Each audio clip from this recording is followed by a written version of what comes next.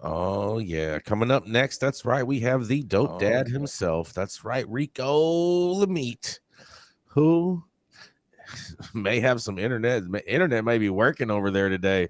He hasn't had one file up yet, so we're all just waiting for the internet gangbangers to come by and come shoot up his place and freeze him up. But we shall see how long his stream can stream. That's right. It is the dope dad himself, Rico Lamitte. My stream is very strong today, Jason.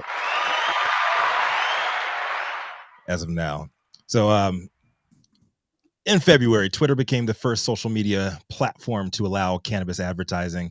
It even offered a 6-week incentive to jumpstart cannabis ad sales, matching new ad spending up to $250,000 on a one-to-one basis through the end of this month.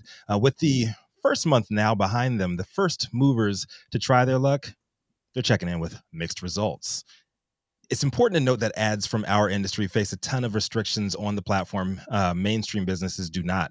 After first needing to apply for prior authorization from Twitter, companies need to be licensed in the states that they operate in and can only target people who are at least 21 in those markets. The trickiest part is that Twitter policy prohibits promotion of drugs and drug paraphernalia, but it does allow the same businesses to promote their brands and services. So of course, it didn't take long for the first ads to get shut down. And the story from MJ Biz highlights a few of those. One on the first day, Hemprico, a company that sells subscription filled with cannabis accessories, had its account disabled within 3 hours. Hemper CMO Angel Ferrer said he wasn't running anything he thought should be disabled. We weren't showing smoke. We had a product with a box. It's not like they even reached out and offered direction. We want to spend and know that advertising is drying up on these platforms. Our money is green just like everybody else's. Even after the first setback, Ferrer said that he, EVP of marketing for Curaleaf, had a more positive experience as one of the first to launch a Twitter ad campaign right out the gate. The campaign showed a vividly colored pulsating backdrop with the text, "Click it for better cannabis." The ad ran for 2 weeks so the company could test whether it would result in clicks to its website. We see this as a strong brand awareness play for us. We're getting millions of impressions and clicks. What we're not seeing is those clicks turning into sales. But that's not the purpose of the campaign. The purpose was to get more eyeballs on Curaleaf, and we succeeded there. Lynch said that she's excited to have a new channel to promote the company's products, and the team will create new content and revive that ad soon. Purple Rose Supply makes molding kits for joints and cigars. They're based out of Las Vegas, and like Curaleaf, also measuring success by click-throughs from ads to its website. Although 1% of Purple Rose's budget is devoted to marketing, CMO Ravina Shima says it's too soon to tell how much of that will be going to Twitter ads. The company said that they submitted a video ad aimed to show which burned faster, a joint or a Canagar rolled with one of its kits. The ad was not approved. Shima said that the ad did not go through because it may have been ineligible. When a platform opens up and allows something like this, we should take advantage of it. I think because there's a lot of potential, but it's just too early.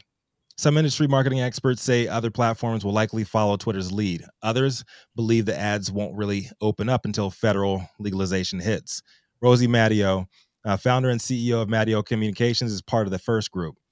There's always fear of missing out. They all track each other. Real ad dollars are being spent, and advertising on social networks across the board is down. You can't click and buy, but you can direct people to stores for events, education days, and promos. You can facilitate a sale without facilitating a sale on the platform. The big question here nobody's really answering is, how will companies see or measure the true return on their investments? You're spending real dollars on real ads on the biggest platform available, so why not? While companies like Curaleaf and Purple Rose can determine how many clicks that they get on their websites with Twitter ads, they can't tell if they're even converting to sales.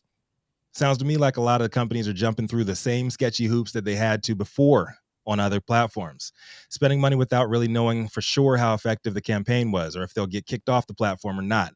While advertising on Twitter can create brand awareness, you still can't sell directly because they won't let you connect to the platforms that do sell your shit.